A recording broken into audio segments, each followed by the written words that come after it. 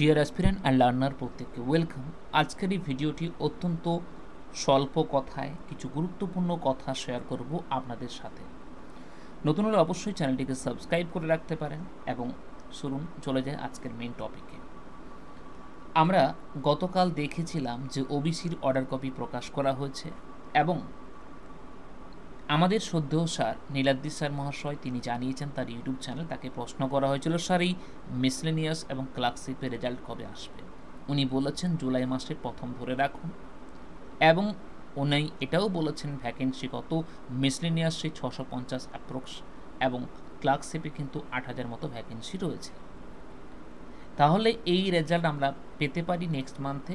এবং এছাড়াও আমাদের নেক্সট প্রশ্ন হচ্ছে স্যার মিসলিনিয়াস ক্লার্কশিপ শূন্যপদ কত রয়েছে পেয়ে গেছি আমরা, রেজাল্ট কবে সেটাও পেয়ে গেছি এবং ওবিসি কেসের সুপ্রিম কোর্টের অর্ডার রাজ্য অর্ডার কপিতে কী বলা রয়েছে তারা পরিষ্কার করে বলেছেন।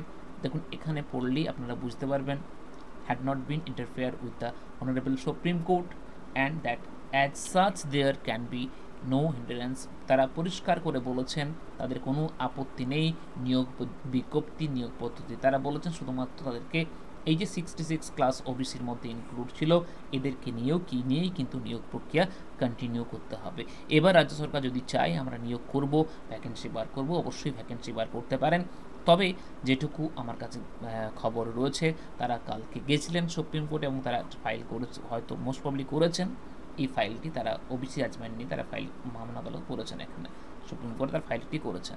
দেখা যাক কী আপডেট আছে, অবশ্যই শেয়ার করবো, শেয়ার করার প্রত্যেকে বলবো আমাদের চ্যানেলে যুক্ত থাকার জন্য। এবং এই অর্ডার কপি যদি আপনারা না পেয়ে থাকেন আমাদের টেলিগ্রাম চ্যানেল রয়েছে, দেখুন ডেসক্রিপশন বক্সে লিঙ্ক রয়েছে, সেই লিঙ্কে গিয়ে টেলিগ্রাম চ্যানেলে যান, দেখুন ওখানে পুরো অর্ডার কপিটা আমি আপলোড করে দিয়েছি, চাইলে আপনারা অর্ডার কপি দেখে নিতে পারেন, নিজেরাও পড়ে নিতে পারেন। তবে অবশ্যই আপনারা এই 17 নাম্বার পয়েন্টটা আছে এটা ভালো করে মন দিয়ে পড়বেন। পরিষ্কার কিন্তু বলা রয়েছে কোনো রকম নিয়োগ পদ্ধতিতে বাধা নেই। তাহলে অনগোয়িং এবং যে রেজাল্টগুলো পেন্ডিং আছে সেগুলোর প্রতি কোনো বাধা আসবে না এবং আমরা আশা করতে পারি আপকামিং যে ভ্যাকেন্সি আসার কথা সেটাও হয়তো আসতে পারে, তবে সেটা এলে 2010-এর যে 66টি ওবিসি কাস্ট সেগুলো নিয়ে আসতে হবে। Thank you so much. যদি কোনো আপডেট পাই অবশ্যই জানাবো, চ্যানেলে যুক্ত থাকুন, দেখা হচ্ছে নেক্সট ভিডিওতে।